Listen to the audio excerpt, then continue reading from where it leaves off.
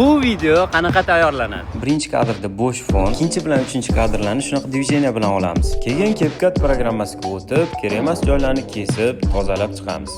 Tozalab bo'lganimizdan keyin kadrimizni birinchi sekundiga o'tib, instrumentlarni oxiriga o'tib, freeze degan tugmani bosganimizda shu joyini screenshot qilib beradi. Screenshot bo'lgan kadrimizni tanlab, shunaqa ehtiyotkorlik bilan odamni kesib olamiz. Kesib olganimizdan keyin orqa foni bizda o'chib ketadi. Biz bu kadrni nalajeniya qilib, birinchi bo'sh fonni ustiga qo'yamiz. Keyin shu joyga tochkalar berib, odamni tepaga chiqarib qo'yamiz. Menda o'rgimchak to'rini shunaqa kadr bor edi. Buni Telegram kanalimga tashlab qo'yaman. Tochkalar bilan xuddi odamning qo'lidan chiqayotgandek qilib, bittalab surib, shunaqa to'g'rilab chiqishim kerak. Oxirida sekin tepaga chiqazib yuboraman. Qo'limni kameraga qarab siltashim bilan yana o'rgimchak to'rini kadrini tashlab olaman.